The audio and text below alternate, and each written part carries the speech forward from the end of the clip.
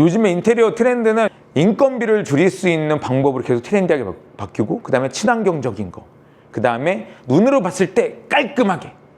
그래서 10년이 지나도 약간 느낌이 가구나 소품이나 이제 이런 걸 통해서 바뀔 수 있는 거, 거기에 이제 IoT나 아니면 이제 그런 것들을 이제 반영해서 할 수 있는 것들이 많이 하고, 요즘에 한옥, 여기 IoT도 있고, 그 다음에 이제 한옥 같은 거 전통과 현대를 융합할 수 있는 것도 있고, 근데 이런 시장이 엄청 커지잖아요. 지금 AI가 여러 직업들을 대체하고 있는데, 우리 이 인테리어 사업이나 리모델링 사업이 제일 늦게 바뀔 거라는 거 모든 사람들이 알고 있어요. AI가 나오면서 블루 칼라가 먼저 없어질 줄 알았는데 화이트 칼라가 먼저 없어지고 있어요, 지금. 세상은 너무 바뀌고 있어요. 예를 들면 지금 우리 CAD 도면으로 하나 그리잖아요. 렌더링 해줘. 딱 하면 탁 바뀌어가지고 렌더링이 다 돼서 나와. 그래서 지금 우리 고객들이 우리 집 어떻게 바뀐지 보고 싶은데, 진짜 농담 아니라 선으로 그려서 찍은 다음에 이거 가지고 올려주면 거의 렌더링이 되는 수준으로 거의 지금 거의 다 와 있어. 아마 내년 되면 솔직히 필요도 없어, 정말. 근데 정확한 치수를 넣어야 되고 했기 때문에 우리 인간이 필요한 거고, 지금 현장 상황이 너무 다양하잖아요. 그렇기 때문에 로봇가 못하는 거야, 앞으로. 근데 나는 10년 뒤, 15년 뒤에는 로봇을 할 수 있다고 봐요. 근데 인간이 로봇이랑 가서 계약할 수 없잖아. 얼마 해줄 거예요? 좀 싸게 해줘요. 그럼 로봇가 안 됩니다. 안 됩니다.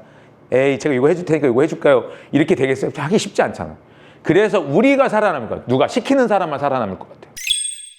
리모델링, 인테리어. 우리가 따면 리모델링 대 인테리어라고 막 쓰는데, 이거에 대한 정확한 용어의 뜻을 좀 알고 있어야 돼요. 건축물 구조, 기능, 외관을 개선하여 새로운 가치를 부여하는데 리모델링이야. 건축물 내부 공간의 심미적, 편의적 개선을 목적이다. 여기 증축, 기축, 용도 변경, 구조 변경. 도배, 벽지, 바닥재, 페인트, 가구, 조명, 보통 신고가 불필요하다. 어디가 더 큰 개념일까요? 이것만 꼭 보면. 리모델링이 큰 겁니다. 리모델링이. 이 리모델링 안에 인테리어가 있다고 거의 생각하시면 돼요. 그러니까 예를 들면 얘는 법적인 기능, 예를 들면 건물 전체 성능이라든가 수명 연장이, 단열, 설비, 외관들까지 개선하는 거를 리모델링이라고 그러고, 그냥 껍데기 바꾸는 거, 공간 분위기 개선, 사용자 편의, 레이아웃 변경, 요걸 인테리어라고 그래요. 인테리어가 더 큰 개념이 아니에요. 리모델링이 더 큰 개념이고, 여기 있잖아요. 리모델링은 건축적 차원에서 구조, 법규에 관련된 거고, 인테리어는 디자인적 차원에서 내부 공간 꾸미기. 예, 이렇게 보시면 됩니다. 여기서 리모델링이 있는데 대수선이라는 말이 있어요. 이거 법적인 이제 건축 용어로 들어가면, 아까 얘기했죠? 리모델링은 증축, 개축, 건물 구조, 외관, 넓은 개념에서 증축, 개축, 요런까지 포함하는데, 대수선은 법적 개념이에요. 리모델링이라는 큰 틀 안에 대수선이 포함돼. 이것도 마찬가지예요. 알겠죠? 예. 그래서 리모델링이 생각보다 큰 거예요. 큰 개념. 그러니까 예를 들면 우리가 서울에 재건축 아파트 많이 생기잖아요. 근데 재건축 아파트 하다가 요즘에 대건축이 너무 힘들고 돈이 많이 드니까 뭘로 바뀌어요? 리모델링 한다 그래. 뼈다귀만 납두고 싹 고치는 거야. 그거를 리모델링 사업이라고 그래요. 그래서 재건축이 오래 걸리니까 그런 쪽으로 서울의 아파트들을 그렇게 하는 경우도 있고, 용도 변경이 신고로 가는 게 있고, 용도 변경이 허가로 가는 게 있어. 단독주택을 샀어. 내가 카페를 하고 싶어. 될까 안 될까? 여기서 여기로 가는 거잖아. 근생으로. 그럼 뭐예요? 허가예요. 이리로 가면, 위로 가면. 그럼 어렵겠어, 우리가. 허가잖아. 허가를 해줘야 돼. 근데 반대로 근생에서 주거로 가요. 쉬워요, 안 쉬워요? 쉬워요. 생각보다 쉬워요. 이런 개념이라고 생각하면 크게. 그래서 집을 만약에 근생을 사가지고 집으로 고치려고 그런다. 쉬워. 근데 주거택을 사가지고 하면 어려운데 할 수 있다, 이렇게. 앞으로 내가 볼 때 인테리어 핵심 사업 중에 제일 중요한 건 뭐냐면, 어떻게 하면 소리를 작게 나게 할 거냐. 왜냐면 민원이 발생하니까. 어떻게 하면 먼지를 조금 나게 할 것이야. 이게 제일 중요한 것 같아. 요 두 가지. 그래서 철거할 때 소리, 요즘에 철거해봐서 알지만 민원 몇 번 걸리잖아요. 화장실 철거하는 게 좋아요, 안 하는 게 좋아요? 왜 안 하는 게 좋아요? 소음 엄청 심해요. 미택증 살면 장난 아니에요. 내가 화장실 철거하다가 나한테 협박 문자 받은 적도 있고. 그럼 제일 먼지 많이 나는 게 뭐야? 목공 타일이잖아요. 목공 타일에서 먼지가 제일 안 나게 하려면 어떻게 하냐? 레이저 커팅과 그 다음에 타일 안 할라게 하는 목공에서 끝내면 돼. 그럼 목공에서 끝내려고 그러면은 부착할 수 있는 게 어떤 자재들이 있냐?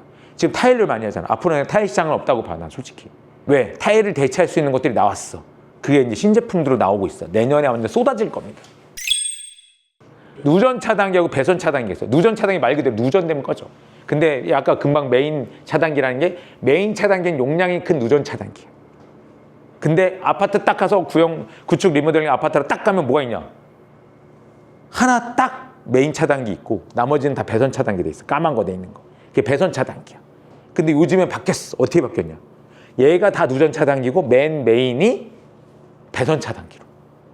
얘 각자가 컨트롤 해주는 거예요. 암페어가 있잖아요. 암페어 알죠? 누가 우리 옛날에 아파트에서 막 쓰면은 여기 인덕션 켜고 여기 전기밥솥 돌리고 그 다음에 커피포트 딱 끼고 전자레인지 딱 돌려. 어떻게 돼요? 내려갑니다. 그 안 내려가기 하잖아요. 그러면은 콘센트가 불나요. 되게 중요한 거예요. 콘센트. 콘센트 우리가 쓰는 거 있잖아요. 우리 이거 뭐야? 멀티탭. 멀티탭에 차단기 없는 거면 그냥 계속 하다가 열나다가 불납니다. 예, 그래서 리모델링 할 때 가장 중요한 게 전기. 여기 딱 전기하니까 이게 철거할 때 또 가장 중요한 게 아까 얘기한 게 물 잠궈야 되고요. 전기 차단해야 되고 가스 잠궈야 돼요. 가스 차단 누가 해요? 가스 업체에서 해야 됩니다. 원래. 이거 내리는 거는 기본이고 그 다음에 잘라야 되는 거에 대한 사항이나 아니면 가스 배관 옮기는 건 무조건 업체에서 해야 돼요. 전문 업체에서. 그 다음에 물 잠그는 거 누가 해요? 그것도 전문 업체에서 하네? 양수기함 잠그면 됩니다. 그 다음에 철거할 때 뭘 빼야 되고 뭐 앵글 밸브나 이런 밸브들이 있어. 그거 빼려고 그러면 그냥 철거 안 되잖아요. 그래서 뭘 메꿔요? 이거 메꾸는 걸 뭐라 그래요? 메꾸라라 그러죠. 메꾸라를 안 메꾸면 누가 화장실 쓴다고 물 틀어요. 폭포수처럼 나갑니다. 우리가 그래서 리모델링 하고 끝날 때 철거할 때 나갈 때 어떻게 나가요? 양수기함 잠그고 나가죠. 왜? 누가 모르고 화장실을 열었어. 그러면 밤새 물이 새면 어떻게 돼요? 그 동 전체가 다 물난리가 납니다. 그 동 전체가. 그래서 인테리어 리모델링 할 때는 꼭 차단기 끄고 물 잠그고 가스까지 잠그고 해야 되는 게 기본 1번 기본이에요. 물불 전기라 그래요. 요즘에 에어컨 하면 우리가 천장형에 매립형 하잖아요. 그 매립형 할 때 전기 별도로 뽑아야 안 뽑아요? 뽑습니다. 네. 그 다음에 요즘에 또 사람들이 원하는 게 뭐냐면 일괄 소등을 원해요. 집에서 한 번에 끄고 그걸로 하려고 하면 별도 배선을 해야 돼요. 근데 에어컨 배선 공사비도 들고 그 배선 공사도 들고 그것도. 그래서 전기에 대한 비용이 요즘에 많이 올라가고 있어. 그리고 위험하기도 하고. 그 다음에 목공입니다. 목공에서는 이거는 뭐 하루 종일 얘기할 수도 있을 것 같은데 목공은 뼈대를 만드는 기본 작업이라고 생각합니다. 뼈대를 만드는 기본 작업. 가벽 만들죠. 천장 만들죠. 등박스 만들죠. 그 다음에 커튼박스 만들죠. 가벽 만들어서 또 뭐예요? TV 매립벽 만들어야죠. 단열해야죠. 그 다음에 문 달아야죠. 그죠? 그런 작업의 기본 작업들이 다 목공사에서 합니다. 그래서 이제 여기가 이제 자재가 들어가는 자재도 엄청 많고 시공 방법도 다양합니다. 그래서 그 디테일들을 여러분들이 좀 알고 있어야 돼. 셀프 리모델링을 하던 아니면은 뭐 턴키를 맡기던 요렇게 만들어주세요. 요렇게 만들어주세요. 그 모양의 최종의 모습에 대한 디테일을 좀 알고 있어야지만 목공사 하는 분들하고 얘기가 좀 잘 통합니다. 타일 공사. 타일은 어디 들어가나요? 현관부터 들어가잖아요. 그 다음에 어디? 화장실? 그 다음에 뭐 요즘 거실 바닥도 깔고 베란다 바닥도 깔고 베란다라고 내가 표현했는데 발코니입니다. 발코니. 이 정확해. 베란다라는 사람이 있고 발코니라고 하는 사람이 있잖아요. 베란다하고 발코니 엄연하게 다릅니다. 법적 용어가. 우리가 아파트에서는 뭐라 그런다? 발코니 확장이라고 그러잖아요. 베란다 확장이라고 안 그럽니다. 정식 명칭은 발코니 확장. 타일 공사 어떻게 생각하면 인원 대비 제일 많이 들어오는 공정계 정말 하나입니다. 근데 타일 시장이 아까 얘기했지만 기존에 대체할 수 있는 물건이 별로 없었어요. 아까 물에도 강해야 되지, 내구성도 강해야지, 그 다음에 느낌도 있어야 되지, 좀 비싼 티도 나야 되지. 이제 또 빡세진 게 뭐냐면 옛날엔 타일이 작은 타일을 많이 붙였어. 그러니까 우리가 가로 세로라고 하면은 600에 300짜리 타일을 많이 붙였는데 지금은 얼마짜리 붙인다? 600에 1200짜리 아니면 뭐 진짜 1000에 3000짜리 이런 큰 타일들을 많이 붙이면서 공사가 엄청 어려워지고 그 다음에 본드도 되게 많이 바뀌었고 예를 들면 옛날에 떠붙임 공법이라고 옛날에 우리나라는 그 시멘트하고 레미테이랑 섞어가지고 벽에다 대고 이 벽이 수직이 안 좋은데 공사를 빨리 끝내야 돼. 우리 한국 사람 빨리빨리 해야 되니까. 그리고 돈도 조금 들어야 돼. 그래서 타일에다가 시멘트하고 레미테이 긴 걸 탁 한 다음에 딱 갖다 붙여갖고 이걸 수평을 맞춰. 그게 기술이었어. 요즘엔 이러면 무식하다는 소리 들어요. 옛날 방법이라. 요즘에 때문에 혼합공법이라고 본드 있죠. 본드. 이 타일을 전용으로 붙일 수 있는 본드. 우리는 아덱스 제품을 많이 쓰는데 아덱스는 S17, 18, 그 다음에 뭐 7, 뭐 여러 가지 제품들이 있는데 그 제품을 가지고 타일 뒷면, 배면 처리라고 그래요. 배면 처리를 바르고 그 다음에 타일 본드를 해가지고 타일에 붙이는 공법을 씁니다. 그래야지 안 떨어지니까. 이 본드가 옛날엔 탄성이 없었는데 지금 탄성이 있어요. 탄성이 있어서 약간 지진 나거나 그러면 그러니까 우리나라는 지진이 별로 없잖아요. 지진이 나면은 타일로 되는 건 다 떨어집니다. 거의 내가 볼 때 한 90% 이상은 다 떨어질 거예요. 지진이 진짜 세게 나면. 그래서 일본 지진 많이 나잖아요. 그래서 일본은 외장재나 화장실이나 이런 데 모은 건 타일보다는 저런 게 많아요. 세라믹. 클립 걸어서 하는 거, 뭐 이런 거 위주로 많이 하고, 우리나라는 본드로 붙이는 걸 많이 했어.